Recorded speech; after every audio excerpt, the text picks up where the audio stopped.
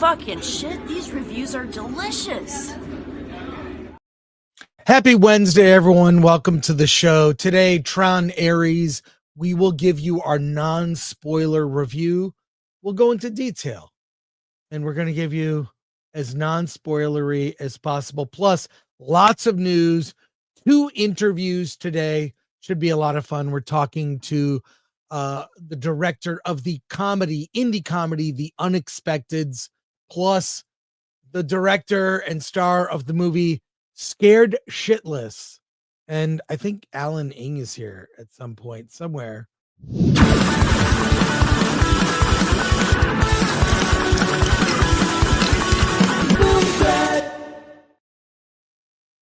Totally slacking off, but because we're reviewing a Disney movie, look who showed up. Alan, I've been looking for you myself. Alan. Well, there you are, finally. Why are you always late? I don't know. Although this is, it's starting to become Pride Week for me. I saw Rocky Horror Picture Show by myself last night at the local theater. And I'm seeing Kiss of the Spider Woman tonight. Well, I saw a movie last night I'll talk about on Friday, Roof Man, which I'll just tell you I really enjoyed, but I'll go into detail on Friday. But the movie theater at AMC is like being in a meat locker. It is so cold. And I arrived early to the screening. I'm sitting there. I'm like, I walk in and I brought 2 jackets, mind you, a hoodie and a leather jacket, because I knew it might be cold. I walk in, it is freezing. Not like cold, like, oh, it's a little cold. No, it's a meat locker. I am in a refrigerator. I started complaining, and everyone around me said, I hate this. Why is it always like this? One woman, I bring blankets to the screenings. Like, I said, I'm going to complain. I complained to the people that set up the screening and said, we don't really handle that. You have to talk to management. I spoke to management, and just as the movie started, it got it wasn't warm. It just was normal. AMC. I am not Mr. Freeze.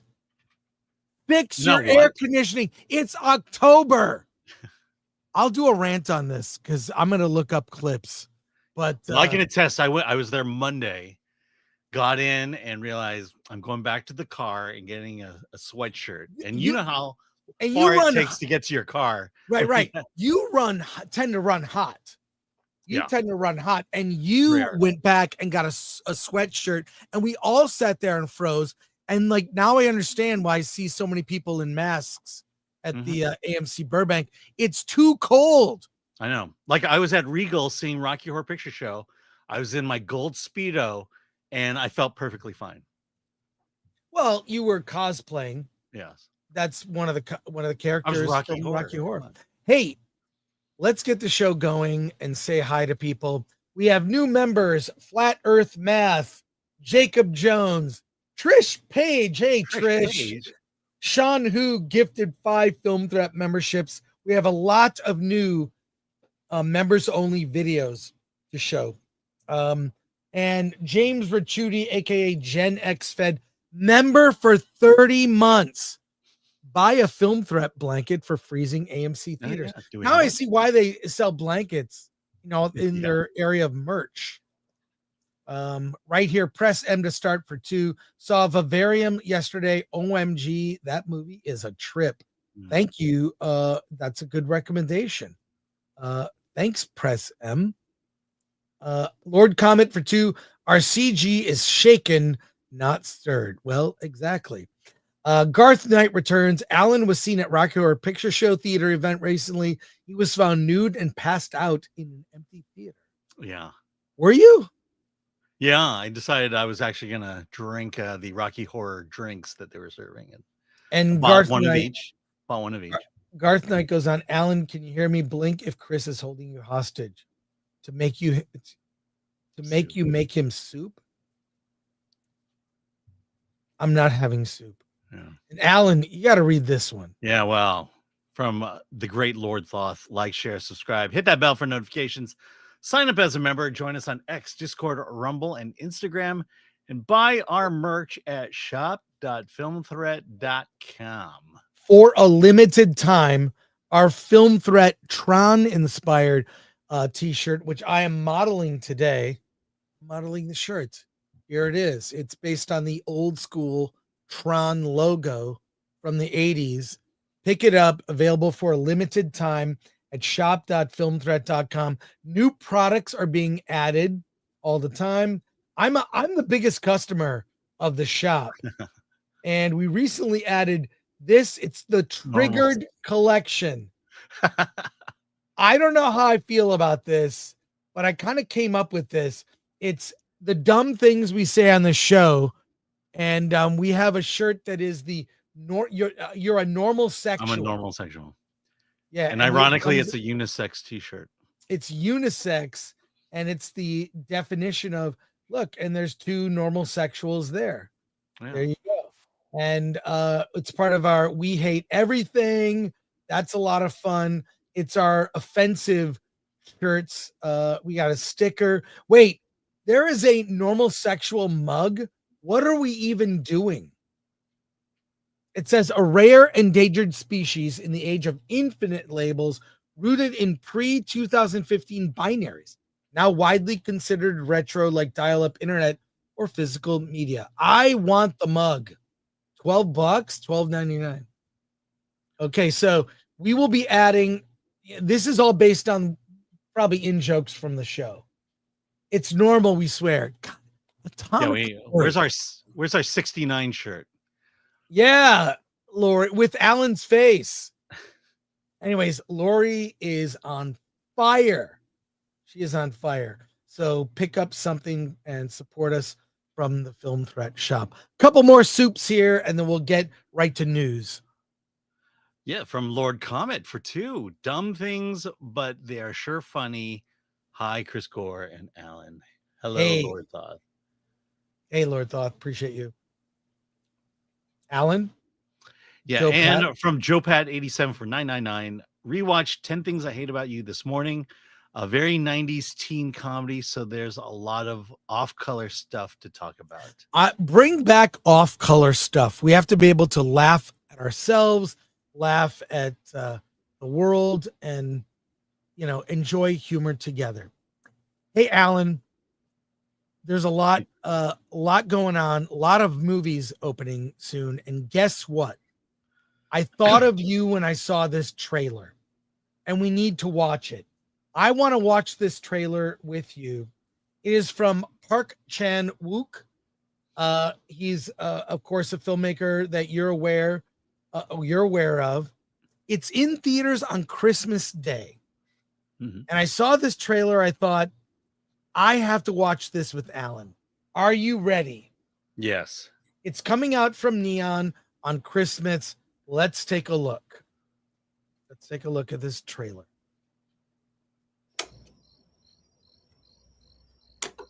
I remember those. 심호흡하세요. 나는 좋은 사람이다. 실직은 하고 싶어서 안 돼. 아니다. 여기 적힌 것들 자제하기. 아빠 취직할 때까지. 나 테니스 포기. 내 차. 그리고 우리 집. 어?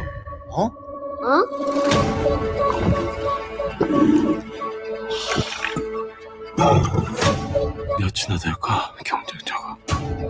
우리 남편에 비하면 영 인간 벼락 같은 거 안 만나. 심호흡하세요. 나는 내 식구들 입에 밥을 넣어주기 위해 무슨 짓이든 한다.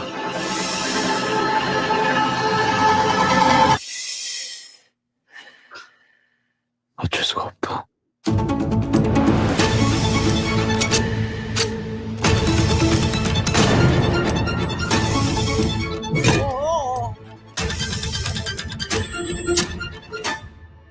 특별한 일 없으셨습니까? 그 두 분이 사라지셨어요.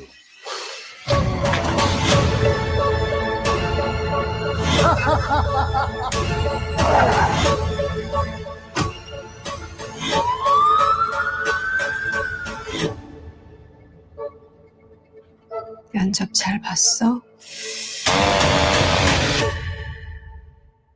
From the director of Old Boy, that looks amazing. Yeah. Wow. A thriller. The lead character, of course, we saw him in Squid Game, loses his job and must do terrible things to advance his career. I love it. I'm there. And it's been such a weak year for movies. We may well see some really good films in December. What are your thoughts, Alan? Yeah, that looks pretty cool. Yeah, yeah. Although it is hard to tell the characters apart, but interesting idea. Reminds me of Dante and moving to Colorado and trying to find a job. Wonder what he's doing. He never told us. I don't know that reminds me of Dante. I just thought that I watched the trailer this morning. I thought you would like it. So, another trailer you should be aware of. Alan, I know you love Disney. Yeah. You love Disney. Maybe I should say, correction. You love the old Disney. I love the old Disney. The old Disney, classic Disney. Well, based on a classic Disney animated feature, Bampire. What would you guess that Bampire is about? I think Disney is finally doing their live action Bambi movie. Well, I'll say other channels do trailer reactions to the typical stuff. That's not us. We show you things you wouldn't see anywhere else. Let's take a look at Bampire. Here we go. Ready? So you're hunting them? No. A friend has given us permission to fully document this image of a rare fanged deer species, the musk deer. Ladies and gentlemen, please welcome to the stage, Bambi! Bambi? More like Dracula. Any questions? Are you a science major? Oh, yes. Now, this will be a full weekend field trip.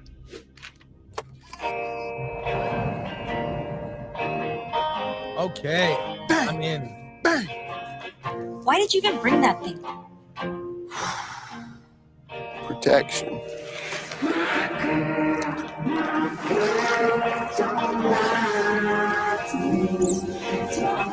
Beware.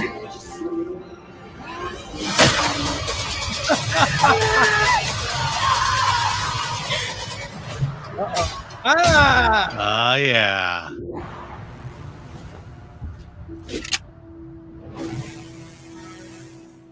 This is not your grandma's. Oh, Alan. This is a story about a vampire.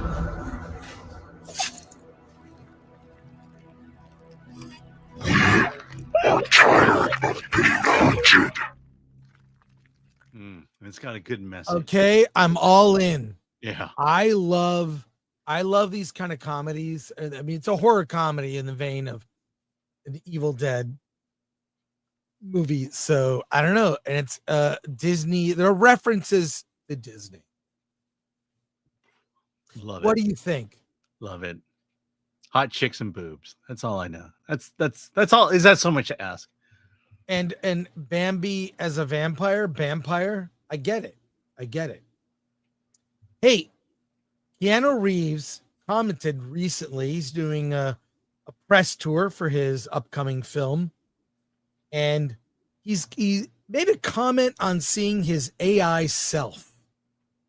Okay, I have not seen this video. It's from Culture Crave, but let's share this and watch this video. Him just talking about seeing the AI version. Let's watch it. So I mean that's that we're in that world, right? Yeah, we are in that world. Yeah. There's lots of AI of Keanu Reeves out there too, by the way. I think that's happening to a lot of people. Yeah. Yeah. How disconcerting is that for you? Well, I mean, it's not a lot of fun. It's like, hey, are you really selling this product? Yeah. No. Anyway. So I mean that's that we're in that world, right? Yeah, we are in that world. Yeah. There's lots of AI of Keanu Reeves out there too, by the way. I think that's happening to a lot of people. Oh man. Okay. Okay. Look, I misspoke. Not the latest press tour, but yeah, that wasn't all that impressive. What'd you think? What celebrities not He liking he AI versions of commented themselves? on his I'm waiting for the punchline. Where was it? Where's the punchline? Well, in keeping with this theme, Robin Williams' daughter on her father's AI. Okay. It's here's a clip from YouTube. Mind you, some of these news stories I generate, and some of them I'm completely unaware of. I'm seeing for the first time. I don't even know how long I should watch this clip, but here it is. Suggested by Atomic Lori. Let's continue. This is Robin Williams' daughter Zelda slams AI videos of her late dad. Let's watch this. Robin Williams' daughter Zelda Williams is asking fans to stop sending her AI-generated videos of her dad. Speaking to her followers October 6th, Zelda writes, "Please just stop sending me AI videos of dad. Stop believing I want to see it, or that I'll understand. I don't and I won't. If you're just trying to troll me, I've seen way worse. I'll restrict and move on. It's dumb, it's a waste of time and energy, and believe me, it's not what he'd want." The 36-year-old then adds, "To watch the legacies of real people be condensed down to this vaguely looks and sounds like them, so that's enough. Just so other people can churn out horrible TikTok slob puppeteering them is maddening." She calls AI gross and badly recycling and regurgitating the past to be reconsumed, saying it's the human centipede of content. Robin died in August 2014 at 63 years old. Speaking about his daughter Zelda on the Graham Norton show in 2011, Robin said, "I just met your daughter before the show." Oh, she's wonderful. Zelda, she's an actress, and she's named after the video game Zelda. My wife was pregnant with her, and my first son, Zachary, was playing the video game, and he went, "What about this as a name for a child?" And I went, "It's a great name." It is a cute name. It's wonderful. I mean, is she named after the alcoholic who swam in the fountain at the, no. Not Zelda Fitzgerald. And she's magical and wonderful, and I think she's grown up with it and done quite well with it. All that does is make me miss Robin Williams. Yeah. But now you can see him in AI. And apparently there are a lot of videos of Robin Williams as in AI. Yeah, I think we're in this pioneer phase of AI. It's the Wild West, and we don't know what it will evolve into. I do think what I mean is it going to fully replace movies and writers? Not sure yet. What I've seen looks from really bad to sometimes really impressive. So, but again, it's wild, wild west. Okay, so I will tell you where it will first become prevalent in use. Reshoots. Yes, reshoots. Dialogue, new dialogue, ADR, and all that stuff. Yes. And also, second unit in a lot of special effects. I mean, face replacement was already a thing. And my first memory of face replacement being used, you know where it was? Face Off. No, Titanic. Did Leonardo DiCaprio and Kate Winslet did a stunt running away from water, and they did not do it. Their faces were replaced, and that shot looks terrible. It's one of the worst. I mean, there's some bad effect shots in that.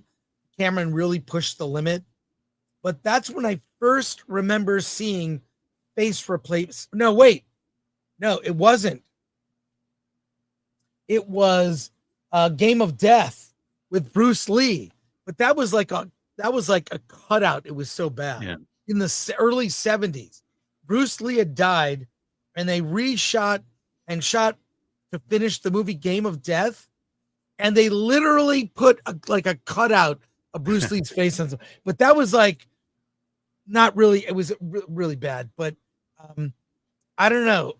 Again, Wild West. Let's see where it goes. Yeah. Well, you mentioned, I think, what will be the second use of AI in, like really use. And I think it'll be second unit shooting. Don't need to do that anymore. Hey, I haven't seen this clip, but Quentin Tarantino, who I have adored for years, obviously. Once Upon a Time in Hollywood is amazing. This is a clip from Toronto International Film Festival. It's a TIFF rewind, and it's Quentin on showing his movies at festivals, which is a clip worth sharing. We will check it out. Here we go. Works in various countries, and of course it's the people you come into contact with. That's the great thing for me, and that will have a direct bearing on what I do in future. So it's not so much what's happening now, it's what's going to happen next for me. Well, it's like funny because no one had ever heard of my movie before it opened at Sundance, and Sundance like created the entire reputation that it had, and all of a sudden people heard about it, people knew about it, and Khan helped that along, and each one of them does a little bit more for it. So when it gets released, you'd heard about it if you've been following the film news. I mean, the thing that's great about it is because you get coverage by the world film press. So if you're like a film geek like me and you read Film Comment or Sight and Sound and they cover the different festivals and they go, oh, this was a neat one, this was a good one. You go, oh, yeah, I want to see that when it comes out, And that's, and that's what this did. The fun part about going to them is, one, you get to see your film with audiences all over the world. All right, and you see how well it plays in Italy when your film is basically being paraphrased into a campfire story, in the headphones, and you see how they dig it in Newfoundland, or how they dig it here, But the fun part for me, aside from that, is also I just get to see, as I'm a film geek, so I get to go to these and I get to see all these movies. I get to see all these movies that I wouldn't see normally. And like last night, I saw Savior of the Soul, the Midnight Madness. It was great. I just loved it, and I probably wouldn't see that in a theater, back home. So no, you better believe it, man. This is a great movie. So yeah, I mean, a lot of people may not know, but Quentin really came to prominence at festivals, and his movie Reservoir Dogs, first feature, was developed at the Sundance Institute. Were you aware, Alan? I was not specifically that movie. No. Okay. Hey, we promised we'd talk about this, and this will be our last news story before we get to Tron. Sundance's dirty secret. I know we have notes for this story, Alan. Give it to me. I'll pull up the story. This is from filmindustrywatch.org. They keep tabs on festivals and organizations that engage in nepotism. They take a look at like DEI and whatnot. They show some of the potentially bad practices that are happening in the film industry. So this story, Sundance's dirty secret, how NYU's elite grip is crushing indie dreams. Alan, give me the story. Well, the Sundance Film Festival, long celebrated as the heart of independent cinema, is facing mounting criticism for what many see as its deep ties to elite film institutions, particularly NYU's Tisch School of the Arts. Despite Sundance's image as a haven for diverse outsider voices, a new investigation portrays it as an exclusive alumni reunion dominated by graduates from one of the most expensive film schools. According to the report, nearly 40% of the 2025 Sundance projects, including half the films in the U.S. dramatic and documentary competition, featured at least one Tisch-affiliated filmmaker. That includes high-profile winners like Haley Gates, whose film Atropia earned the U.S. Grand Prize in dramatics, Rashad Frett, who won the Directing Award for Ricky. By comparison, UCLA was connected to just 25 projects, and USC representation was notably smaller. The piece argues that Sundance vaunted independence has become an illusion, a funnel for an elite Manhattan pipeline that excludes the rest of America's creative talent. Critics say the imbalance is symptomatic of the systematic favoritism baked into festival structure. Sundance's lab and development programs designed to nurture emerging voices are allegedly dominated by Tisch alumni, with 5 of the 2025 Screen Lab participants hailing from that school. This isn't organic. The school contends it's a network on steroids, turning Sundance into an extension of NYU's campus rather than a national showcase. The investigation further suggests that the festival's selection process reinforces this bias. Of the 14,000 to 16,000 annual submissions, under 1% are accepted. An insider claims not all entries are even viewed in full. Allegations of favoritism and back-channel recommendations imply that only films with personal connections to the elite program reaches the top decision makers. To believe that every submission is scrupulously viewed is as naive as believing a lunar real estate scheme, the author implies. Wow. The result is illusion of diversity. While Sundance publicly represents representation, with over 40% of its directors being women and others identifying as people of color, the underlying class and institutional homogeneity tells a different story. It's diverse, that's skin deep, because so many of these diverse filmmakers hail from the same pricey coastal enclave. Ultimately, a call for a radical restructuring of Sundance's pipeline, including mandatory representation for non-elite schools, full transparency on selection data, and genuine outreach beyond major coastal institutions. Until then, the festival's brand of independent film remains a contradiction in terms, a system of manufactured scarcity masquerading as meritocracy, propping up a privileged few while shutting the rest out. Look, does this surprise anybody? Let me just say this. If you just send Sundance your money, and submit your film, it's naive. You're not going to get picked. It's like, since I wrote 4 volumes of a book about film festivals. The first edition came out in 1999. There were 4 editions total that came out every couple years. It's changed a lot. You always had to have an in, but there was a chance that a random movie could just make it through the process. It's gotten more exclusionary, and you see it while they tout terms like diversity, there's truly no content diversity. There's no diversity of points of view. And I don't think the festival circuit is where the best movies bubble to the surface. It's just not. And now we're at this stage where effectively you don't need the festival circuit to get your movie out there. You can self-release your film. There are tools, right? There's Film Hub. There's indie rights. You can get distribution without going to festivals. In addition, Sundance, Toronto, Cannes, South by are great. And there are many other smaller, mid-level, and regional festivals for you to get attention. Meaning, and I'll just say, the overall, festivals are not as important as they used to be. And why? It's because of what they're doing. They're being so exclusionary, only letting in people from, NYU, or people that are favors, or people they know, or based on the identity of the person who made the movie. And what ends up is the movies are not very good. And so, as you've commented for years, Alan, the movies at Sundance are underwhelming. Every year you comment, I was whelmed.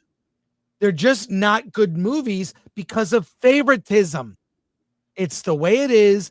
But the bad news is that there is favoritism at these big festivals. Mm-hmm. That's the bad news. The good news is you don't need festivals. Alan, talk to me about recent Sundance and like what your experience has been watching movies from Sundance. Yeah. So the time I actually went to Sundance, which was the January before everything went to hell, the pandemic. Look, I was in the main theater, the Eccles, and it was all studio stuff. And I get that. They use the studio films to draw eyes to the festival. And then beyond that, there were some really good movies I had seen over time at even online when I was doing it virtually. Last year, I didn't review a single film from Sundance because it was just it was just, you know, like I said, it was whelming. I was barely whelmed by anything I saw. It was all the comedies were all just, you know, hey, we're just gonna say and do silly things. That's where comedy is nowadays.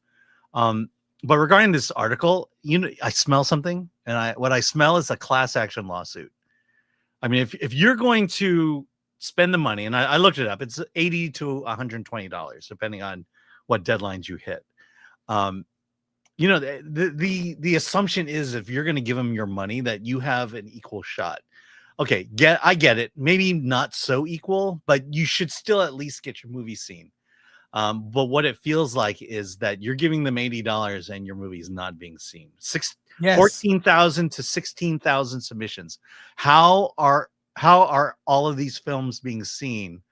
And what happens to the films that are only partially seen or not seen? And they have entered and they have given their money for that, the $100. That's not right.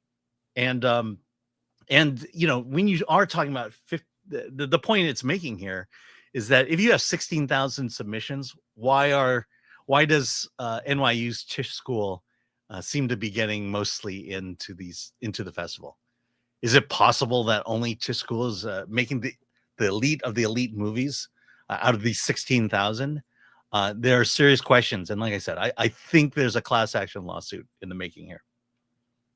I would agree, but again, as I said, bad news, favoritism. Good news, you don't need festivals anymore. And Sundance is only doing the damage to their brand by uplifting bad indie movies because of favoritism and identity. And they will, live by those values, die by those values. Yeah. So let's go to comments. Look, let me ask you, what film at the end of the year do you remember that came out of Sundance last year? I don't. Yeah. Let's go to comments. All right, Thomas Picker 2. The first face replacement was Running Man. Yes, It's and they actually Game of, like, as I was saying, I kept remembering it's Game of Death with Bruce Lee. Look it up. But that's also face replacement. Yes. Yes. Well, I mean, it was a joke. It was a joke in the movie. They use They use different technology for Game of Death and for Titanic. Now it's all digital. So there we go. We got to go through these quick. We got a review movie. We got 2 interviews. We got some news stories. We're probably not going to turn into clips. Today's I don't know why this turned into an off day. You're having such a good day too coming in. I was having a good day. I don't know what anyways. Okay. Joe Pat 199. AI of Robin Williams is just the Holocaust of wrong. Yeah, that is bad. Yeah. Okay, Lord comment for 2. I personally think AI is a whole Holocaust of wrong. You're reading the wrong comments, Al. Do you look at the screen where I put up what there is to read? I don't always go in order. I go in what's relevant. I know. Okay, what's on screen? Here we go. Matthew Hammond, member for 18 months. Did Running Man have face replacement? Yes. And they showed you how they did it in the movie. Right. Thomas Pickett for 5. There's a lot to learn from the impressionistic painters being repeatedly excluded from Paris Salon. History repeats itself. Patrick Lemire, Adam Carolla did a great documentary about Paul Newman that had Paul Newman in it, and Sundance straight up told him, "You are not even someone we'd even consider." Doc was 4.5 stars on Netflix. Yeah, that is the fact that they told him that. F them. Yeah. Patrick Lemire, Quentin couldn't get into Sundance now. Yeah. There you go. Yeah, actually he could. Because he's Quentin. And Sundance would want him because he would switch eyes. Hey, We got stuff to do. Yes.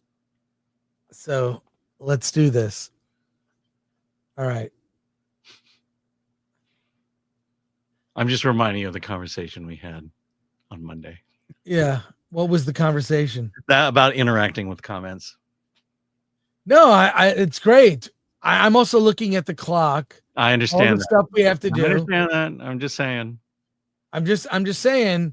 I'm just saying too. First of all, it's great, and we have to move on.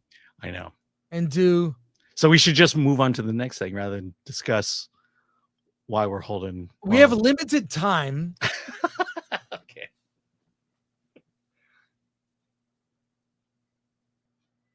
Yeah, you got to keep up. You got to keep up. Yeah, got to keep up. Keep it up. Rock it hard. Make it work. And make it so.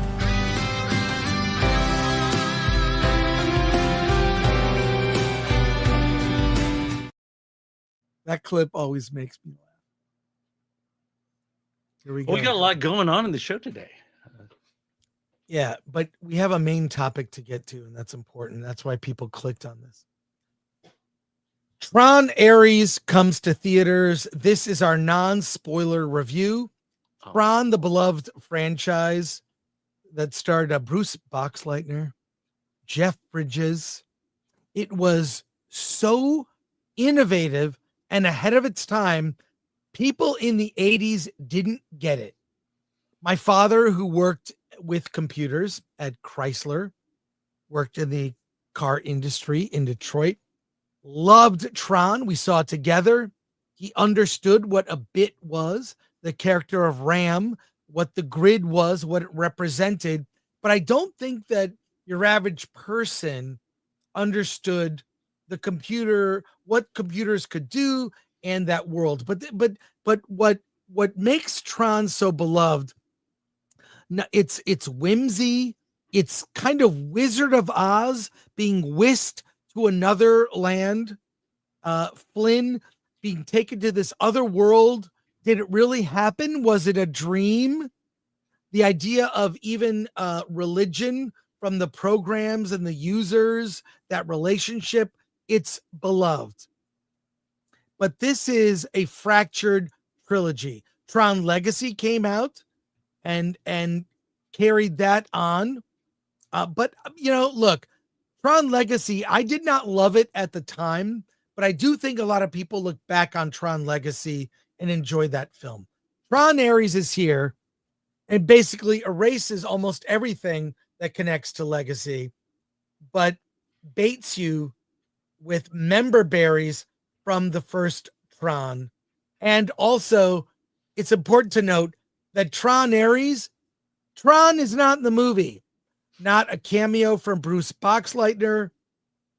Tron Nary a mention of Tron. Nearly mentioned. It's Tron is a soulless brand that people know about, but it's almost in what it's one of those IPs that's known among nerds, but normies don't get it. Like a Krull. Sure, would I like to see another Krull movie? But I'd love to, but I know I'm probably in the minority. Tron ARES, the basic plot is Ares, played by Jared Leto, is brought into the real world as a potential weapon with a catch. He can only last physically in the real world, our world, the non-digital world, for 29 minutes before de-resing. There is code. They're seeking out the code that will give Ares and other denizens of the grid permanence in the real world. It's all about finding the code. There's a race for it, and Greta Lee plays Eve Kim, a woman who lost her sister and she has regrets about her sister. This nearly ties into the plot. but she's also seeking out this code that Flynn hid somewhere that will give permanence to anything brought from the digital grid. To say this movie is a mess is an understatement. Let's start with the first thing. Tron is not in the Tron movie. 9 Inch Nails, the soundtrack is good, but it made me miss Daft Punk, unfortunately. Evan Peters is a mustache twirling villain as Julian Dillinger from NCOM. And I'll say this about Greta Lee. She's a very good actress in drama. She cannot do a big budget spectacle action movie at all, in my opinion. She is not suited for it, doesn't know how to do it in the least. She is she is terrible in this movie. And I've seen her great in other things. And the script does her no favors. Some of the worst lines of dialogue, like I've heard. Jodie Turner-Smith, from The Acolyte, plays Athena.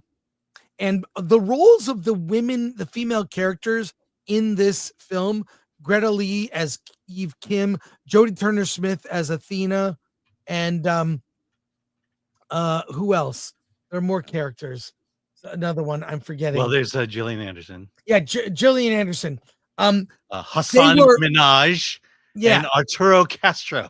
Yeah, now all of those characters we just named, you barely saw in the trailer. The trailer focused on the action and Jared Leto. These are major characters in this movie, but we did not see them featured.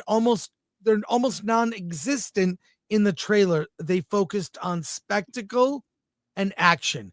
And on that level, those scenes are a couple scenes where I said, well, the action's pretty amazing. And the IMAX theater, which we saw the movie in, was shaking. I was like, wow, that's pretty good. And in the end, means nothing. It's meaningless when you don't care about any of these characters. And it's to say that it's filled with girl bossery. I mean, it is. It just is. And I think that Disney knew this. So in the marketing, they diminished like any footage of the female characters to almost nothing. They are prominent in this movie. And you know what? It would be fine if they were awesome, but Jodie Turner-Smith as Athena, you know exactly what's going to happen on screen. She is an antagonist, but because of her identity, there's certain things that could never happen to her, and you will guess exactly how that turns out. I'm not going to tell you because you can guess.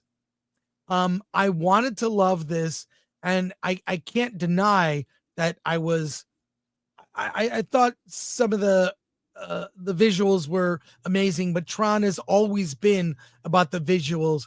You need some kind of story. If the first movie taught us anything, you need some story to be the spine, to have some emotion. This is soulless IP grab by Disney, and you're going to be prepared for disappointment. You know, the bar is low, but don't trip over it. It's that low. Alan, what did you think of Tron, ARES? Yeah, I mean, this is Disney. I walked in kind of thinking I'm almost certain I'm not gonna have a great time watching this. And not only were my expectations met, this movie is far worse than I could have imagined this being. Look, from a film standpoint, the problem of this movie is zero character development. Right. Basically, the way movies today are being written, especially at the big studios, is you have a sympathetic character, you torture them throughout the entire film, and in the end, they come out on top. That is not character development. That's just torturing a character on screen. And that, which means from the start, you have to like this person. You have to like Greta Lee. You know why? because she's an Oscar award nominated actress from past lives. That's why you need to like Greta Lee. You need to like Joni Turner Smith because she was I think she was in X-Men, wasn't she? And she was also in The Acolyte. So you must like that character. Evan Peters definitely was in X-Men, and you must like him for that. And then there's Jared Leto, who you like because he was so great as the Joker in Suicide Squad. And you know, look, Jeff Bridges is right in the middle of the picture there. This movie, look, Jeff Bridges is there. So I don't think it's any spoiler to say that there's a bit of nostalgia that occurs in this movie. In fact, there's a lot of nostalgia in this movie. And when I finally got to the nostalgic part, aka the moment, i.e., the moment Jeff Bridges shows up, I was so done with this movie. I didn't care, and I found it laughable. Look, and let me bring up one thing here. I'm gonna we did this on Monday. But here's, Can you here's zoom in on that? Here, let's do this. Yeah. Go ahead. So, okay, I'm just gonna read two of them. Here we go. From Spooky Maddie, Tron Ares is one of the best Tron films by a landslide. Brilliant story and character moments. All right, let's go down. We read this one online as well. Jonathan Sim. There were multiple moments while watching Tron Ares where I said to myself, this is the coolest thing I've ever seen. So why do I bring this up? Let's talk about this. You know, I ate a great hamburger the other day. It's called a Big Mac. I mean, there's 2 all beef patties. There's that special sauce, lettuce, cheese, pickle, onions on a sesame scoop. That is the greatest burger I've ever had. I've ever eaten in my entire life. And that's what I think about when I read these quotes on X. Because I don't know what's happened, because we as an audience, the big studios have dumbed down movies so much that any flashing light that's shined in front of our eyes becomes the best thing we've ever seen, the best Big Mac ever. Oh, by the way, I take that back. I had a Whopper. That is the best burger I've ever had that's ever been made in human history. The Whopper. So give that a try. Oh, but then there's the Jumbo Jack. Oh, I love the Jumbo Jack. I mean, that's what Hollywood, that's what creators today see as movies, is just flashing images in front of our eyes. There's no arc in here. All this movie is one action scene after the other. This happens, then this happens, then this happens, then this happens, and it's over. It's a plot out of a video game. They're trying to find they're trying to find code to give permanence to people, to characters from the grid, right? And even Jeff Bridges is not even in the movie that much. He's kind of this. There's Jeff Bridges as Flynn. He's in the movie for a very short time, and they do the nostalgia of he goes to the original grid, the original Tron. Oh, we're spoiling. Grid. We're not supposed to spoil. Well, there's a lot more we could spoil. We'll save it for our spoiler review. But this is, look, that's not a surprise. It's not a surprise. Everyone's talked about that. We know he's on the poster, Jeff Bridges. Okay. So we know Flynn is in the movie. He's mentioned, but they do this thing in the beginning of the movie. If you don't know Tron, you're going to be completely confused and not understand. Here's the other thing. What made the original Tron so good. They establish rules. There was a fish out of water situation with Flynn being on the grid, trying to understand how the world works. You know, you're a program. You're a anthropomorphized like vision of a program I wrote. I am in effect a god because I created you. So, like there's so the fish out of water stuff in the original Tron is part of what made it. First, it taught you rules, and then it was entertaining. There could have been fish out of water stuff with Ares as he comes into the real world, and they try to do it a little bit with how he misunderstands humor. He takes humor as literal. That's literally Data and Spock. Right, but the thing about that, it's really it doesn't work. Right, but the reason it didn't work here is because he is smart enough to know, like, he can scan a room and know exactly who is in the room. He's computer brain and stuff like that. He knows things. The only time he doesn't know things is when it suits a joke. And that's how it felt. The other thing is these light cycles, guess what? It's not light, it's plastic. Yeah, it's practically, you saw what, like they wrap her up in this kind of light cycle prison where they just run in circles around her, and she starts banging on it, and nothing happens to her. So apparently what the light cycles emit is plastic, and well, it it's cools down pretty quick. They give it, I'll end on this. They don't establish verisimilitude and what the rules are, how things work coming from the grid to real life. They don't establish it. They don't explain it. I feel that what movies today based on older IP have gotten lazy about is establishing rules. You can break rules that you create. But if you make these rules, you don't even explain what they are. There's an assumption, Alan, that you understand the rules, and you question one of the many ones. She's surrounded by the light cycle light as kind of a prison. Is it plastic or light? Does it cut a car in half? You saw in the trailer, it chopped up a cop car. Like, is it light? How does it work? How does it function? What are the rules? Yeah. And movies have gotten lazy. Reference Superman, James Gunn's Superman. Sure, they didn't do an origin, but they did a piss poor job of world building and rules. We don't know what they are. You still need to do that. Even if it's an IP that's older, there's a new audience. It may be the first time they see a Tron movie. So give us, it can be very brief, but they don't do any of that in this film. They do a montage in the beginning of news stories on the internet, kind of bringing you up to speed to now. And I'll just say that's it. I think that's lazy because you're doing it all in dialogue, and a lot of it looks AI. It's bad. It's bad. That opening sequence is terrible. Yeah. And by the way, you're not even in the Tron world, right? Barely. And when you're in the Tron world, you're in a room. The other thing is, there are a lot of plot holes, like the construction of the recognizer. I can't even tell you how it's impossible for the recognizer to have been made in that room. The other thing is, okay. Two things. One is you talk about rules. How did Cora survive after the second movie? Out in the real world for more than 29 seconds or 29 minutes. So they don't even explain that. The other thing is the one thing that Tron ARES gets right. It's the racial balance. And I'll say it like this. Look, there's Encon and then there's Dillinger. Encon's the good guys. Dillinger's the bad guy.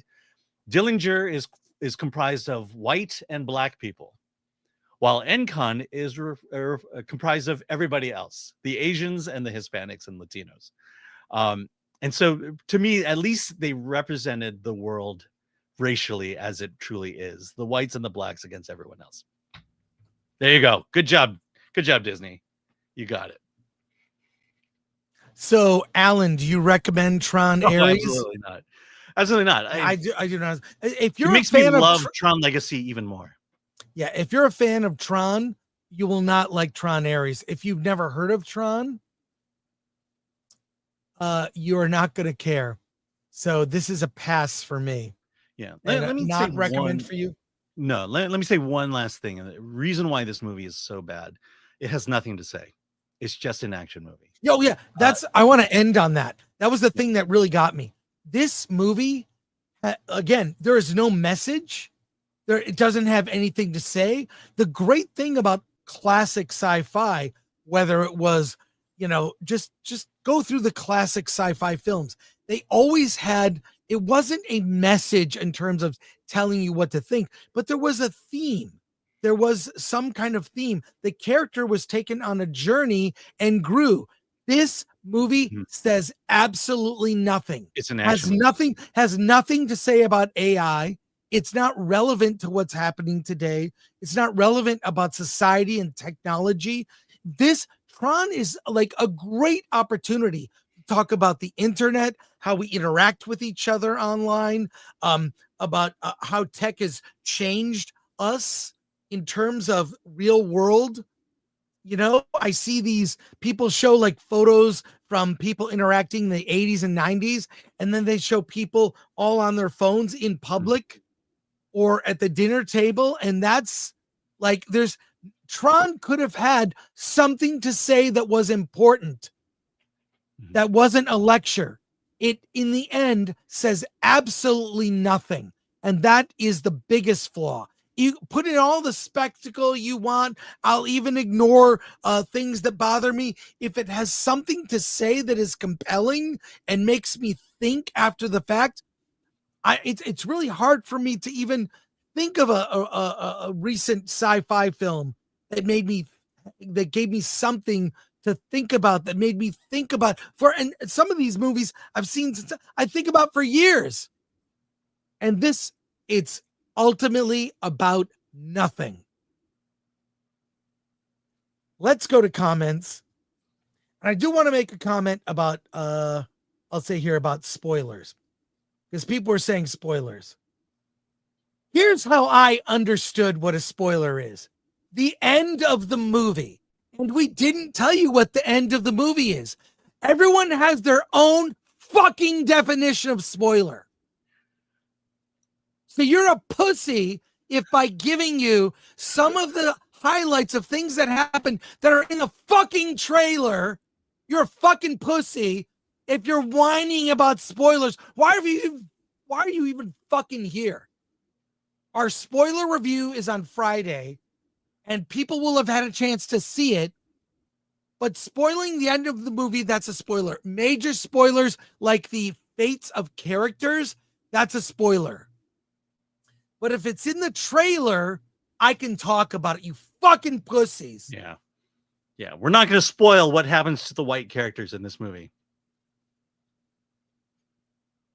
I'm in a mood today, Alan. I know. You were coming in with such good energy. I'm coming good in mojo and energy. I was in such a good mood, and we had all these news stories that I don't know why we read them. I know. I'm sorry, Lori. Those are bad. Those choices. videos. They all sucked. They were not good.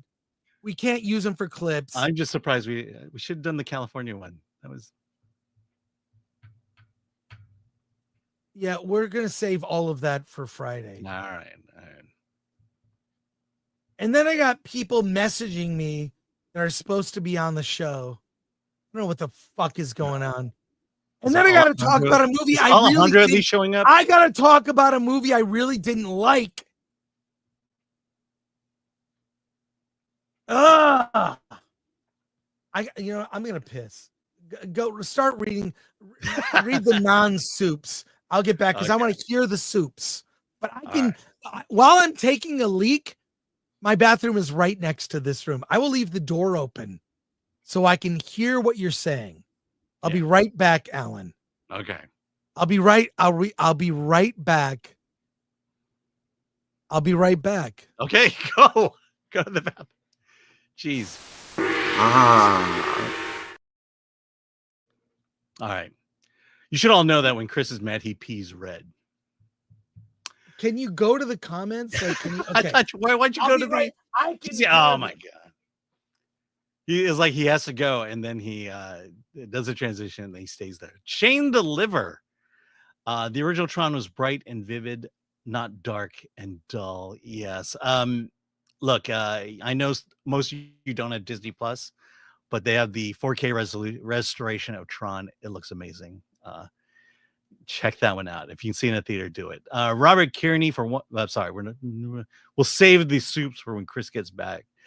Shane the Liver also asks, "Hey, okay, here we go."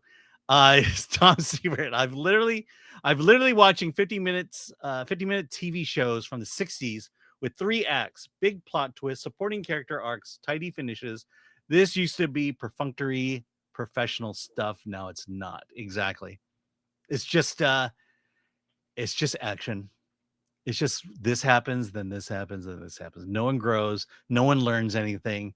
No one comes out a better person in the end. The introspect M. I prefer Leto as the singer than an actor. Portland 182. No matter how low the bar, it seems Disney has limbo superpowers and will go below it. I will dare to say that it's not just Disney. All right. Shane the Liver. Hey, I have an idea. Let's get the guy who played Mobius to sell our Tron movie. That's right. It's Apparently, Morbius. It's Morbius. But apparently, Jared Leto was a big proponent of this film long ago, and that he was always in the movie and stuff. I like that Jared ending. Leto as that, an actor. That ending with him was just so. It was just soul crushing. The pretension just to say, hey, I'm a human being and I have big thoughts. Yeah, okay. JPTRX came in late to the show. I ordered the Tron popcorn bucket. Likely only thing I will like from the movie, and I am not watching the movie. Yeah, Regal has the arcade popcorn box and the light cycles. Patrick Lemire, remember that thing you liked? Well, here's a guy who was in that thing. Yeah. Uncle Remus, how long is Jeff Bridges in the movie? 3 minutes of screen time? Probably about 5. All right. And from Nerd Cookies, Heartless and Soulless. Yep, sounds like modern Disney. You're gonna love Tron. Nerd Cookies, Elaine. Yeah, well, okay, yes, Nerd Cookies. We will talk on Versus on Monday. I know you'll do many videos about it. It's everything wrong with modern filmmaking, and we're gonna go full spoilers Friday. I don't give a shit because you can see it on Thursday. I think there's an early access screening today. Probably. My philosophy has always been I can spoil the first act, and then I just kind of stay away from everything else. Well, I stay away here. Let me go back to my spoiler thing because people are fucking pussies. To just remind you that the pussies, you can talk about what's in the trailer. You can talk, do not talk about the ending or the fates of characters. And I do stick to like events from the first half of the movie. Yeah, or twists. But all these people have redefined what a spoiler is, and they are pussies. I call those people pussy spoilers. They're spoiler pussies because why are you watching this fucking show then? I was in such a good mood, and then I had to talk about a fucking movie I hate that ruined one of the most beloved movies. I loved this movie when I was a kid. It was not.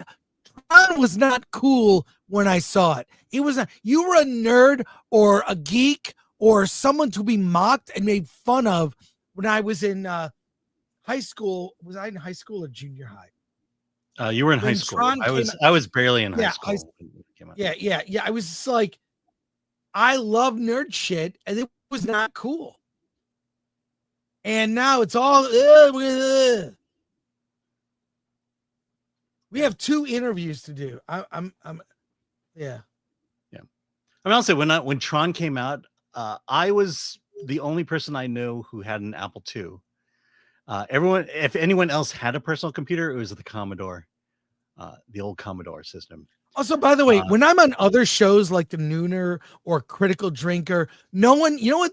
They don't fucking care about spoilers. Like, usually like, do you care about spoilers? No. And they just, boom, they just go into it. They don't give a fuck. All right, let's keep reading. Robert Kearney, for 199, Tron 2.0. While I'm doing the show, let me finish. Alejandro, who I'm trying to do the show, I got fucking Paulie texting me. Like, I lost. I am very thorough with shit that I plan. Yesterday said Alejandro the link. Here's the link to join the show. Here it is. I can't find it. I'm being texted and I'm being emailed while I'm doing the show.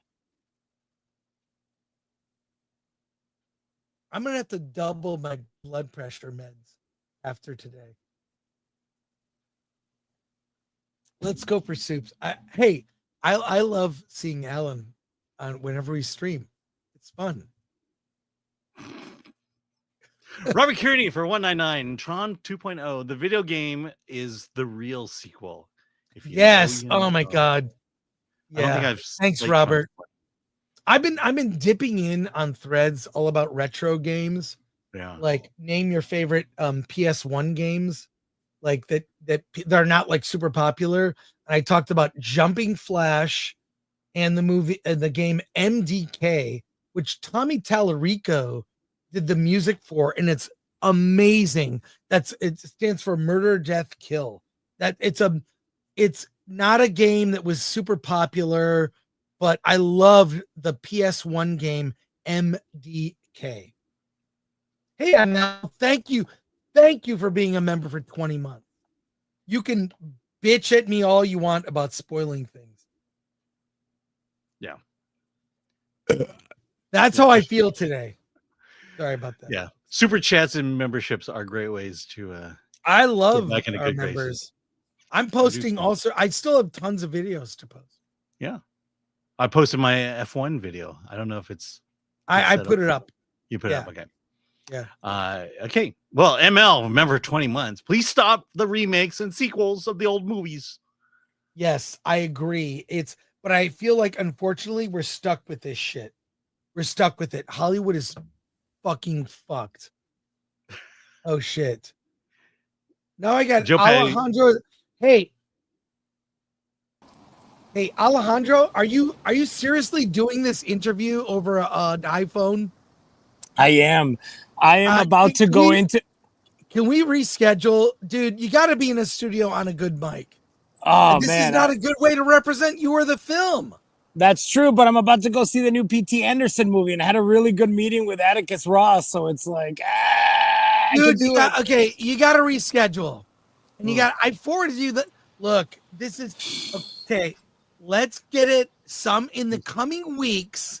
We'll get it, but you got to be in a studio on a mic. If you want the co-stars to join, easy, but I need to know who they are. Let's plan it out. Get on a good mic, and like I can't. Chris is having a bad day to do this. Oh man, well I'm sorry, Chris, but don't be sorry, I just want to, man. I love you, man, and the movie's great. I want you to best represent the movie. I could do it right now. No, we gotta. It's okay. Like you come on, we record it, we repost it on our interviews channel, and then we play the trailer. You react to the trailer. But you know what I mean? Like I want you. I appreciate for wanting to give the image of purity. I love it, dude. Hey, I just want to say. Yes, go ahead and say, fuck it. To any filmmakers that are out here, you should give a shit about people like Chris and Alan giving a shit for you to give your interview the best way scenario. What's the website for the movie? Go to metalmike.com or search The Unexpecteds on iTunes. And by the way, you don't have to see the Paul Thomas Anderson movie. That's I fucking loved it. I think it's the best film. Oh, this year. come on. Okay. That's a whole other. Hey, it's each his own. I think Eddington. I know it's okay. Oh, I loved it, dude. Fucking the music. I liked Eddington. Alan did not like Eddington. I did not like Eddington. No. I think this movie is. I really liked Licorice Pizza. I had a problem with Inherent Vice, but I think this is his best movie since Phantom Thread and possibly since No Country. No Country. There Will Be Blood. Sorry. What's the website for the movie? MetalMike.com or just go to The Unexpecteds on iTunes. Well, MetalMike.com. Literally, Metal Mike. I went to it. There's nothing here. Well, if you go Metal-Mike, there should be his website. Mike. Yeah, sorry. This is why we prep, and you send me like some Google Drive file. It's metal dash mic. Yeah, Okay, Alejandro, Chris is on a roll here. So hang on. Hey. I'm having a And shitty that's why we day. love him. All right, It's okay. It's not, but here, wait. Sorry for a sec. We're just yeah, gonna you gotta shit. take that down. All right, so that's the website. Wait, where'd you go? Where'd he go? Uh-oh. All right. Sorry, Alan. Back to soup. Oh, he's back. Alejandro's back. He's back. Baby. It's all good. Okay.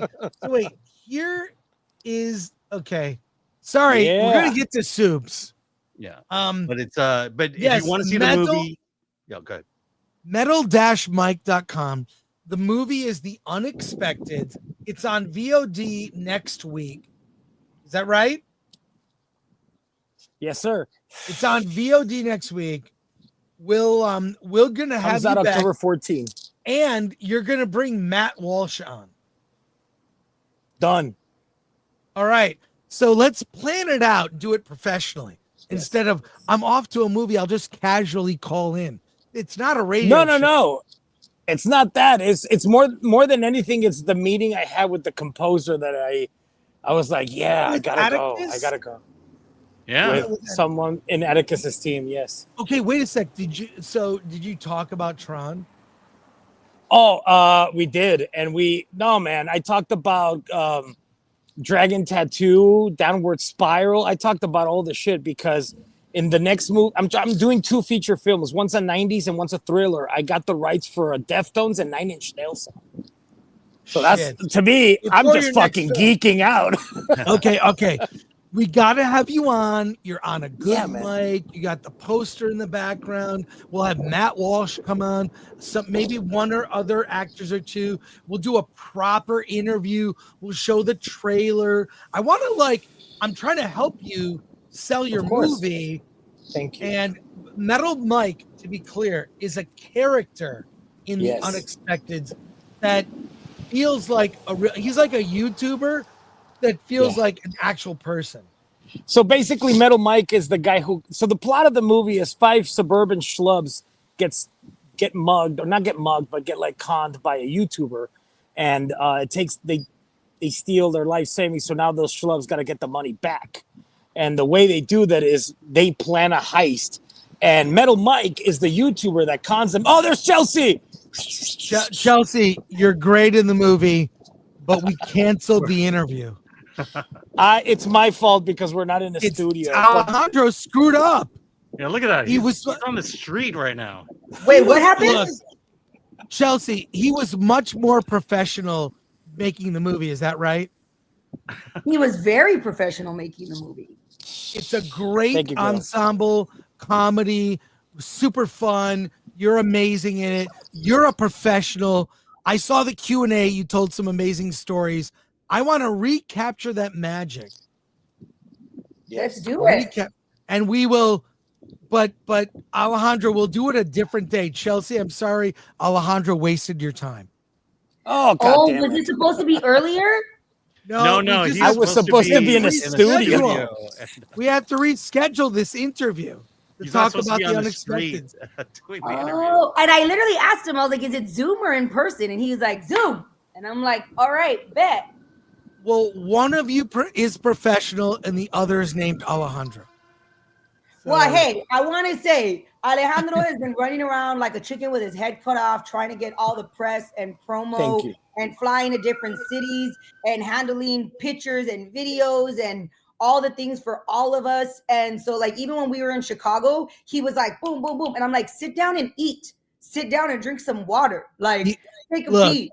So this is indie filmmaking for you. Yeah. I'm just a pretty face. So I just come on and I'm like, oh, hi. Hey, do that again. Oh, hi. Oh, hi. Oh, my God. Oh, my God. Alejandro, look, here's where he is now. Look, I just want to do a better interview so you have like something you can share with other people that's a good piece of marketing. You know what I mean? So let's do it another time. The movie is The Unexpecteds. Here it is. Coming out October 14th, anywhere you can buy movies.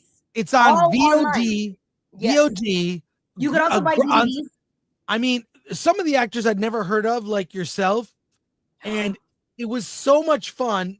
No, I've never heard. I feel bad. I just seen you for the first time.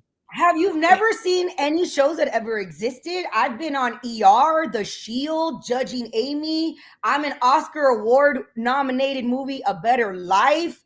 My show Vida had 3 seasons on Stars. I was on Shameless. I was in Kevin Costner's McFarlane USA.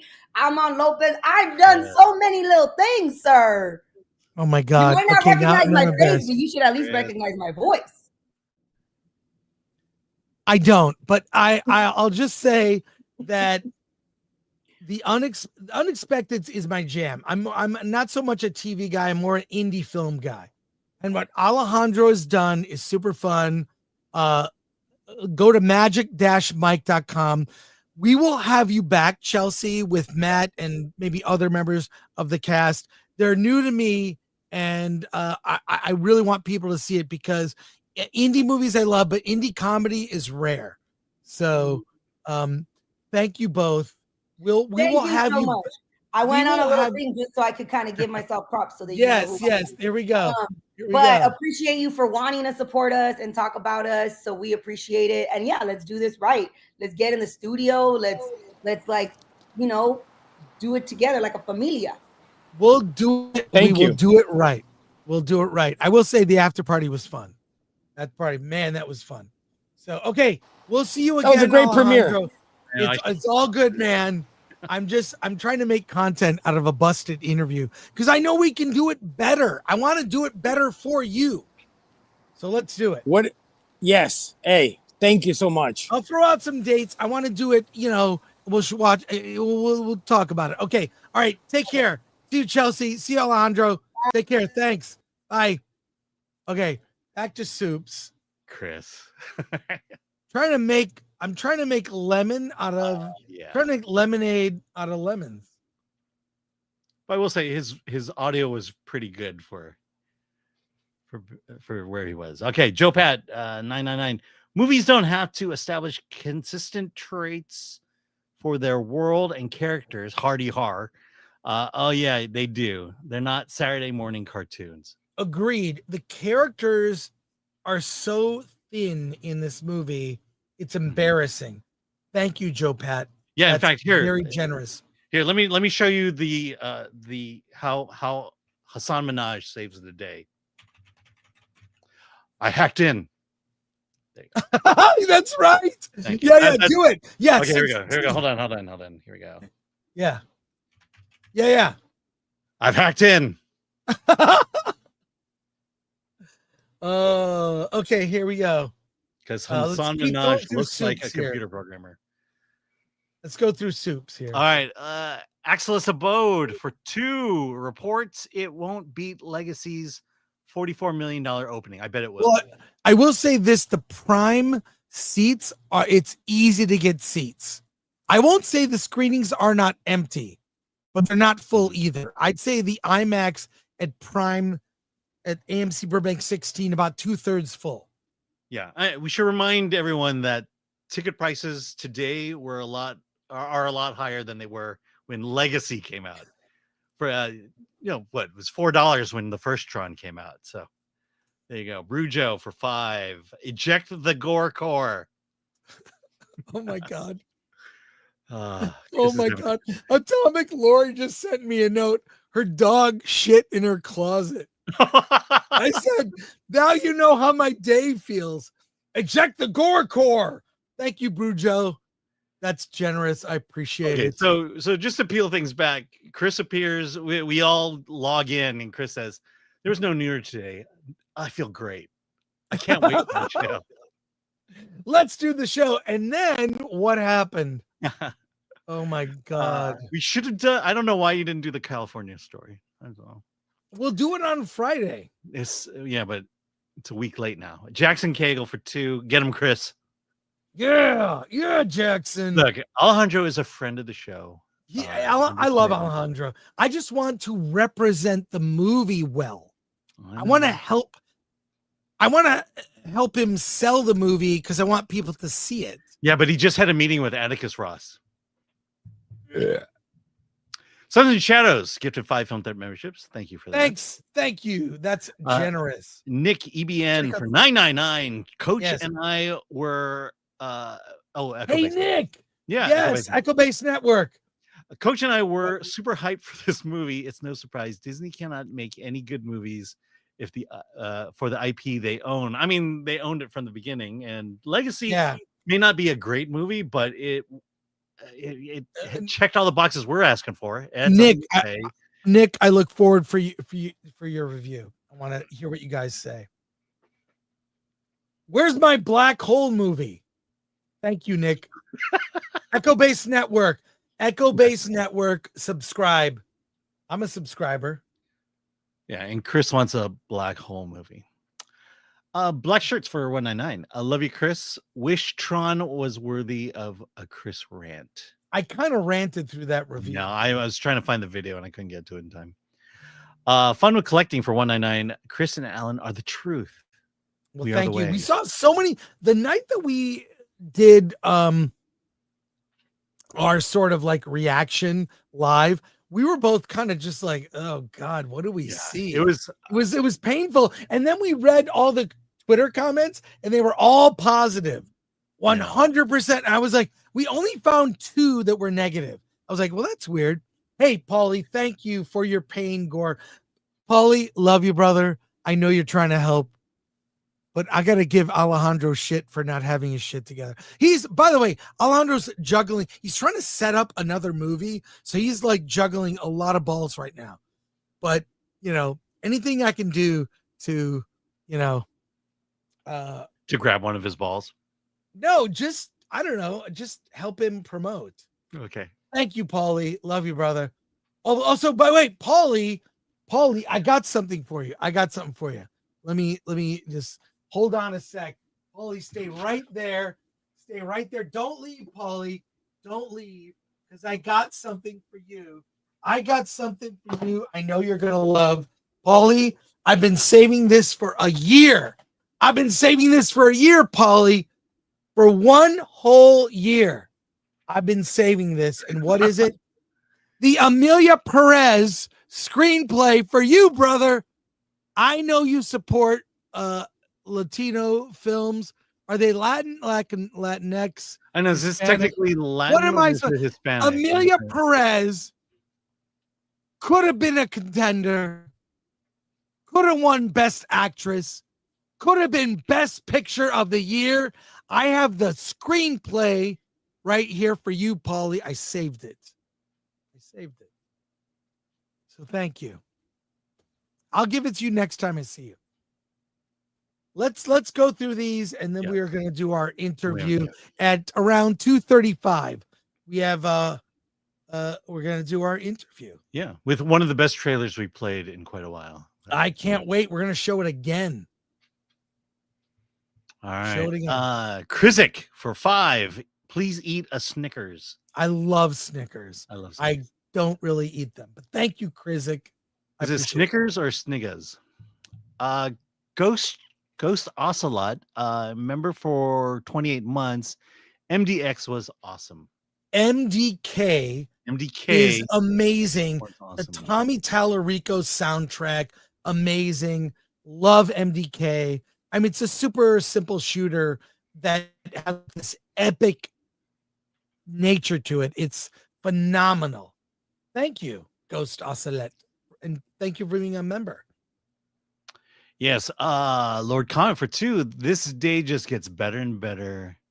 Geeks and Gamers and Chris Gore. Is that what that means? That's right. And JTPRX, $20. He's a member with a super sticker. Thank you, JTPRX.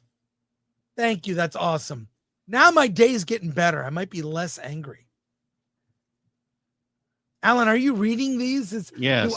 Yes. I thought you were still talking. No, go. Jackson Cagle became a YouTube member. All right. Thank you, Jackson. That's awesome. Matthew Hammond for 2. Must include this interview with the next interview. Yeah, just kind of. We'll do that. We'll clip them. And then Matthew, on the interview. Thank you, Matthew. One of the second best channels we have here at Film Threat. Latino Slant for $1.99. I'm live doing a show. I'm live doing a show, Paulie. You know how it is. But love Paulie. No one puts on a barbecue better than Paulie. Oh my God, the food. Yeah, it must be great. You know what? I got one beef with you, Paulie. The parking. The parking sucks. The only thing that's wrong, if you just fix the parking, it'd be amazing. I think that would require. Hey, subscribe to Latino Slant. Subscribe to that channel. And Jim Watari gifted 10 Film Threat memberships. Go look at the members only. Join the Discord and look at all the members exclusive videos. We post a lot. I posted a whole bunch yesterday. Today I got more to post. And there you go. Alan, you ready to switch gears? Yes. You ready? Okay.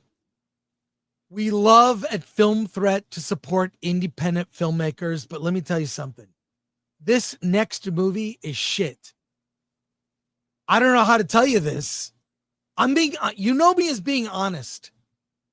And I think the filmmakers for this movie I'm about to bring on live on the show would agree.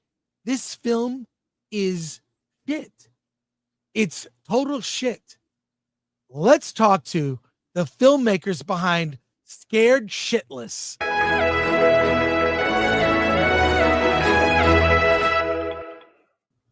Hey, gentlemen. How are you? Here we go. We have director Vivieno Caldinelli and writer Brandon Cohen from Scared Shitless. Did I pronounce that well or no? Yeah, you did very well.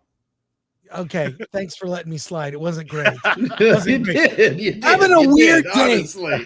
We're having a weird day today, but your film Scared Shitless, I would say, not only is shit, I mean this is a compliment. It's a classic in the vein of, it's like a nod to 80s, 90s horror. Am I right? Yeah, absolutely. Yeah, absolutely. Yeah, tell me what inspired this and how you got a movie called, literally the title is Scared Shitless. How does that does it cause you problems getting it on VOD? Is it a marketing issue? Like when you say you're going to call your movie something that's an expletive, are there issues? What led to us talking about this film now?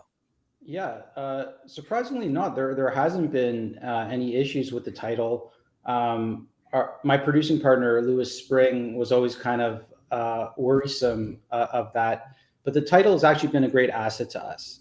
And I think in its own like tongue-in-cheek way, it really sets the tone for the film. And that, it's very eye-grabbing. And where this film really started was from my days in construction. And I was always afraid to use the porta potty because of the germs, but also because there were animals on site. And I was always afraid if an animal would get into the porta potty, something would come up and bite my ass.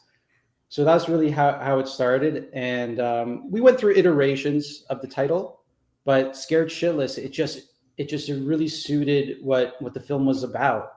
And at the end of the day, it's this kid who has this fear, and he has to overcome it. So he was literally scared shitless.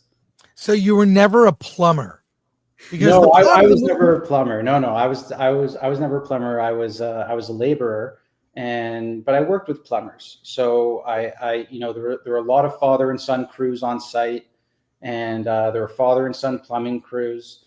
I know everybody always kind of thinks, like Super Mario Brothers with plumbers in this movie context, but No, we really wanted to capture the father and son relationship in this movie. And Vivieno, like, what was your approach? You're thinking, I'm gonna make this, and it's gonna be. Was it from a tone standpoint? There are parts of the movie that are very whimsical. You know, you've got like a shower scene, which hats off to you.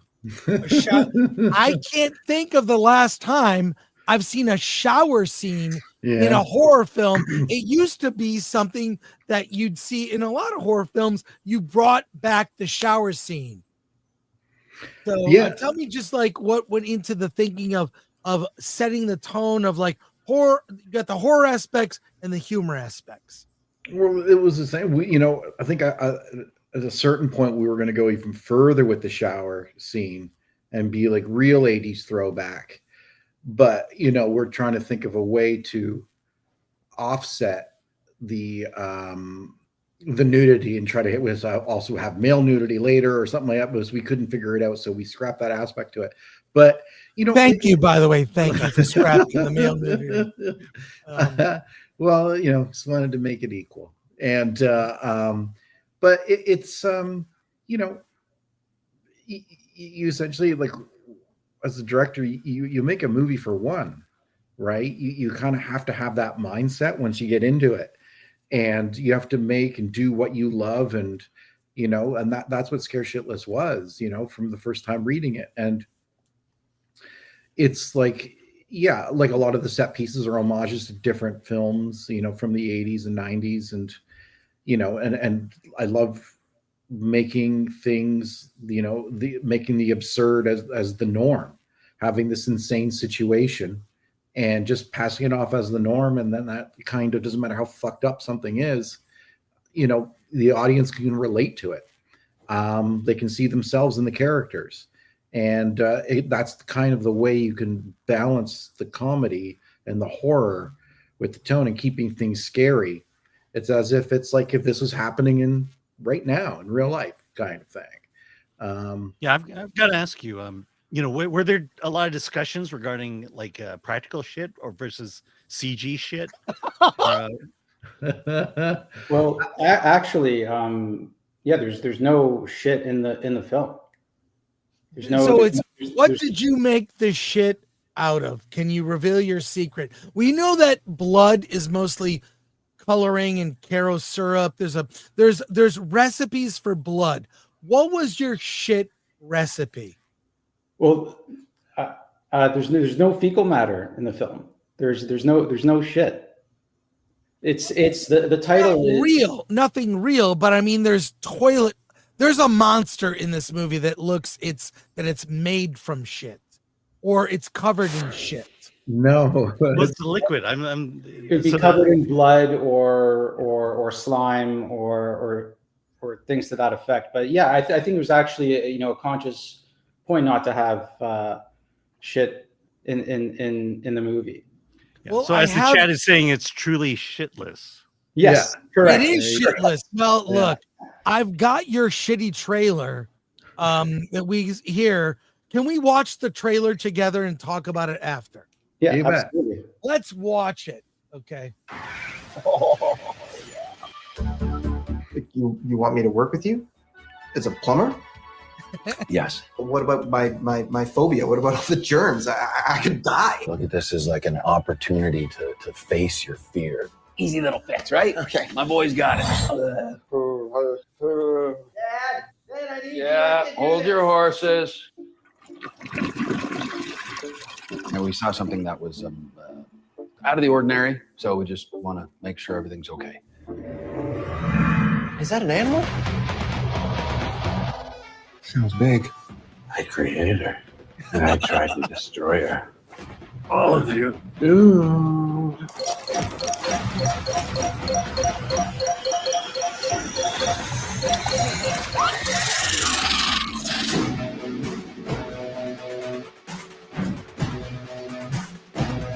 Somebody call a plumber?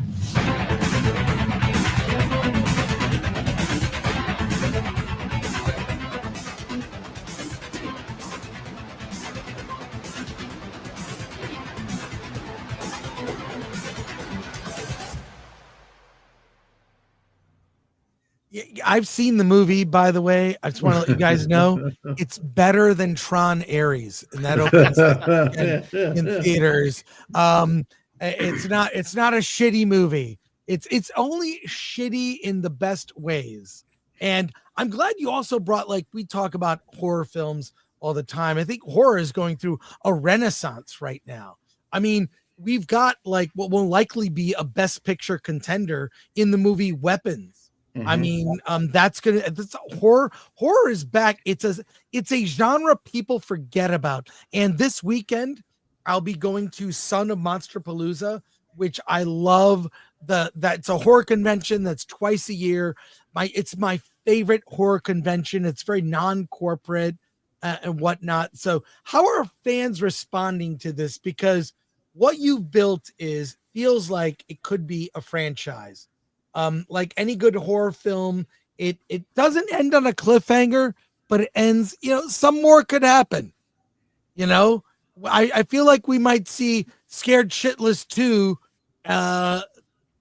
Maybe it's, I sharded, whatever you've got, and you could play off all kinds of shit do you have a franchise with the Shitless movies? Yeah, I mean that's the goal. It's really taking it back to the father and son plumbing team, and there's definitely more stories to tell with them. And we do have a movie that we are trying to make right now in Scared Shitless 2. And yeah, I think the title should be Scared Shitless: number 2. Yeah, there was a discussion of maybe calling it Scared Shitless Part Deuce. That's a good one as well. I'm loving it. This is good. The workshop. Yeah, just to have fun with the title, and it's a fun movie. And yeah. It is fun. It is fun. It brought me back to I love different kinds of horror, but this is that 80s, 90s. It's part comedy. It's also horror, but it's 100% fun. We have over 2,000 people watching live, and we've got a lot of questions. So can we go to some questions from our audience? Yeah, absolutely. Yeah, absolutely. Let's go. Alan, help me out here. Here we go. Sure. A super chat from Lord Comet for 2. Yeah, nice to know toilet humor is still alive. There we Did it ever go. die? There we go.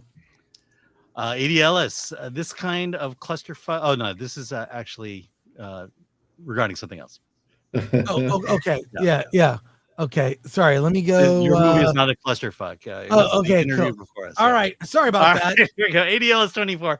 As a Canadian filmmaker, it was great to see so many Canadian talent, the legendary Mark McKinney, to the fan face Stephen Ogg, and the young actors like Chelsea and Bryn. What is like to cast so many Canucks?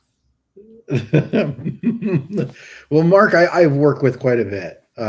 He's a good friend, and he's been in a lot of my stuff prior, but we're just casting who we know, and it's in our pool. So it's not like you have to, go and handpick Canadians from a bunch of other casts. Like these are our people. So it is kind of, we're lucky, and it's a bit of an embarrassment of riches to be able to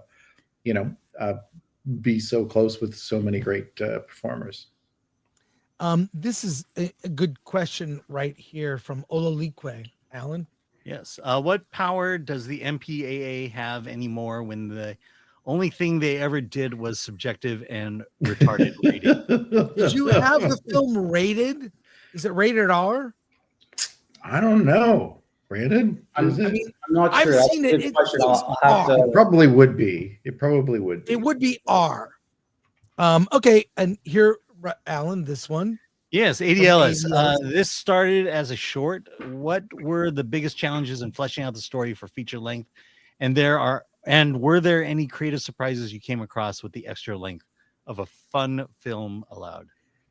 Yeah, thank you. Full film. Yeah. So the film actually, I usually write my films as a feature first, and then if I think it has legs, then we'll do a short film version of it. So it did always start off as a feature in that sense. But yeah, we changed the script so many times as we went to go produce this thing, and yeah, like there's been so many iterations. I was, talking with Viv before, and it was actually going to be a Christmas time movie. We were going to have snow and everything, and then that became a challenge. So really the week before shooting, we scrapped that idea and made changes in the script. So it's always an evolving thing. Was it the structure of the story, or was it the kind of the main thing? Well, yeah, I mean, there were structural things with the story, but it was always a contained piece. Like, it was always in this building. We always had these different characters. Maybe they were doing something different, but it was always this contained thing. So not too much deviation with the structure. It's more polishing and getting the dialogue right and all of that. Question here. All right, from Christopher Moonlight Productions. The practical effects look fun. Are you guys FX artists, or did you find someone to make your monsters? What is your best on-set creature moment? No, Steve Kostansky did our effects. He's a big creature guru, and I guess I don't know what the best on creature set. Probably the toilet scene. When which toilet scene? There's so many toilet scenes. Well, there's a big one. It's in the trailer when she gets pulled down into the toilet. Yeah, I could say that's probably the best kind of on-set creature moment. Right. And a final question here from Sons and Shadows. So, Jens, plans for a physical media release? This belongs in a collection. And I'll say this: your movie poster is awesome. The logo and the movie poster are so good. It captures the tone. And I really, our Film Threat Instagram is like a whole bunch of movie posters. I miss really good. I posted your poster on our Instagram to let people know about your movie. The poster is Chef's Kiss. It's so good. So everything about it. But yeah, are you good? Is it out on VOD today? Yeah, it's out on VOD right now, and the physical release will be October 14th, I believe. Oh, that's great. So a week away from that. That's awesome. Yeah. Hey guys, thank you so much for joining us today. And I do encourage you, please. I think not only do you have number 2, you have a franchise.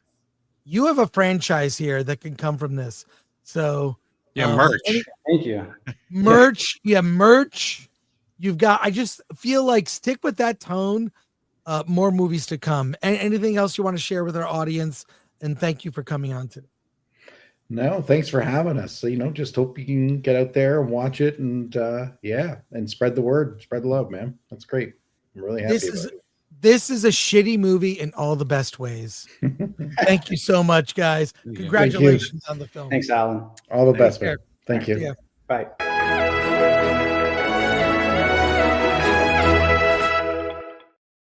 What a great way to end a shitty show. Yeah. By the way, we do have a review of Scared Shitless. Yes, a review on the actual website. Yeah. Benjamin wrote this one is 8 out of 10. 8 out of 10. Well, look, for the kind of movie that it is, I mean, would you give it a 2? That's what you're saying? I was going to say, could be a 2 out of 2. All right. Hey, thank you so much, everybody, for tolerating my, I got a little pissed off here for a second. But Aid Ellis 24 says, this is the kind of clusterfuck that makes me tune in each week. It's been rare that we've had like a clusterfuckery day, but this became one, and who would have thunk? Matthew Hammond for 2. Scared Shitless Part Deuce. It's poop again. Look, I had fun watching this movie, and Alan, I can assure you, a shower scene. I tried to watch it. You tried to watch it? Well, what's wrong with you? It expired. The Screener expired, so it's out. It's out now. Hey, I want to say thanks to my friend Alan Ng. Thanks, Chris. Yeah, it was fun talking about the movie that we both really did not like. We will get into full spoilers, so I don't want any bitches in the chat whining about those spoilers. We're going full spoiler.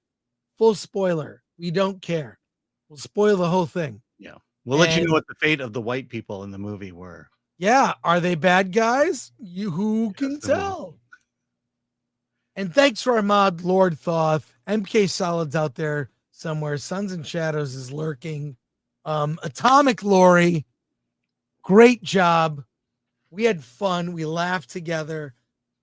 Lori's got poop to clean up, speaking of shit. Her dog pooped in a closet. Her dog pooped in a closet today. Did you clean it yet or no? Okay, it's cleaned up. All right, there you go. We will be back Friday.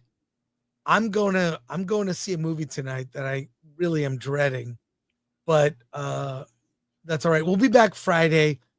What else, Alan? What else is going on?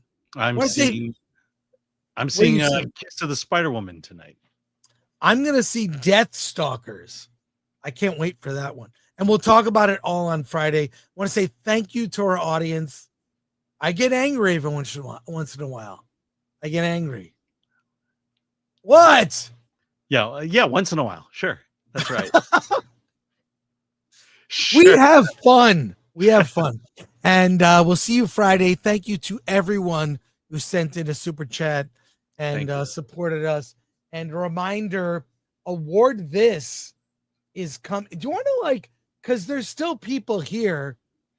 I could share a treat. Do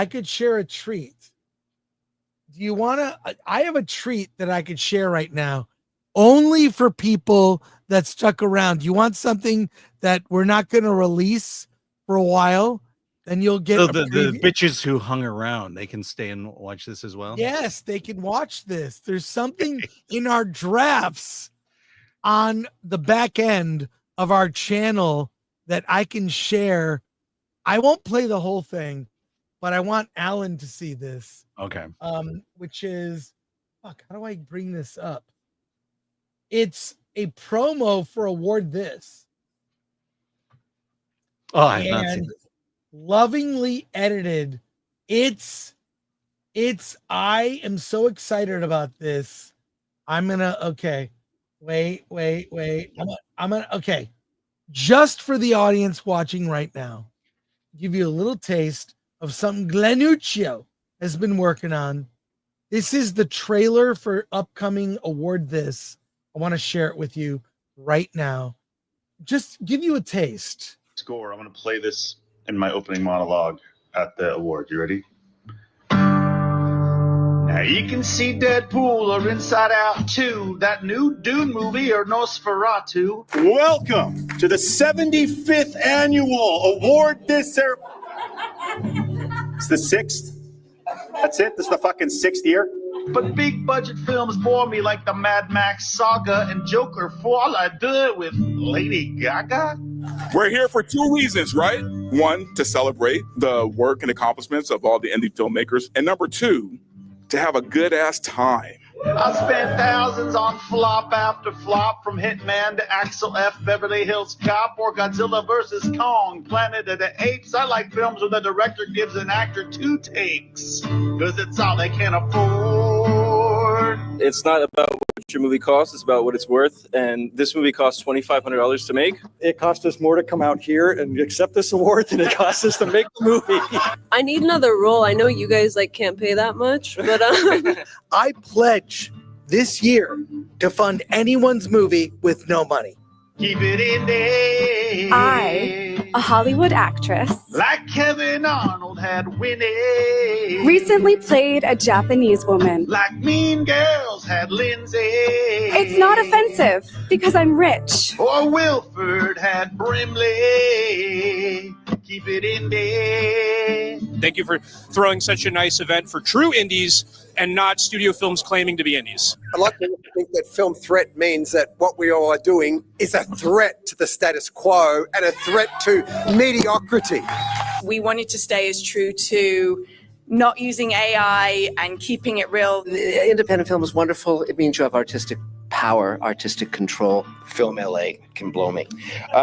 Independent films always make me smile. No $200 million budget like Argyle. I like dreamers and folks who keep it funky. Not that weird Robbie Williams movie with the damn monkey. I'll take shaky cameras. Don't make me nervous. I like good storytelling, no craft service, stolen locations, no back lots. I even like seeing booms in the shot. Cause one take's all we got. Yes! Does beer come in this later? Yes! I thought this was plastic, but it's glass. Yes! No. Yes! So we have no fucking clue what we're doing here. Keep it in there.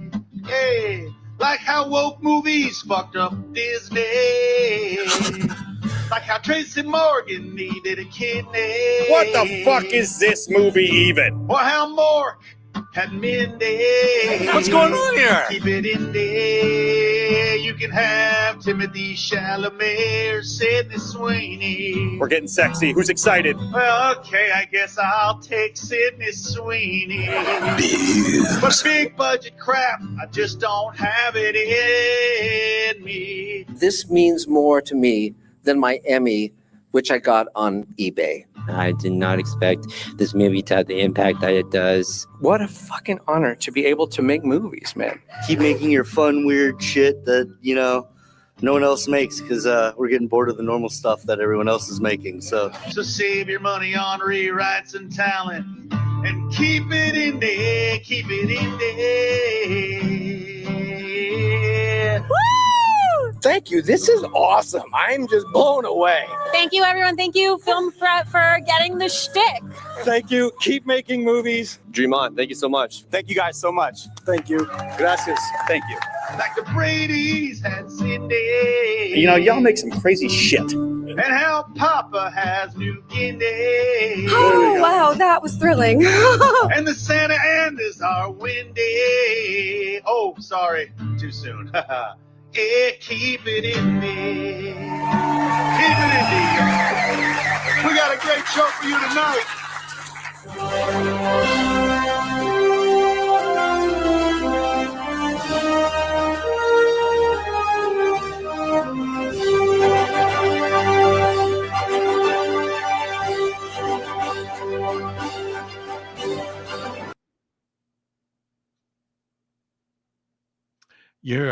It's going to be a great party in January at the awards, and anyone can buy a ticket. Tickets will go on sale next week. That is the video to promote tickets on sale, and our final deadline is coming up, which is the end of this month. I think we'll just leave it there. Alan? And Alan, do you have anything to say? Yeah, let's get out of here.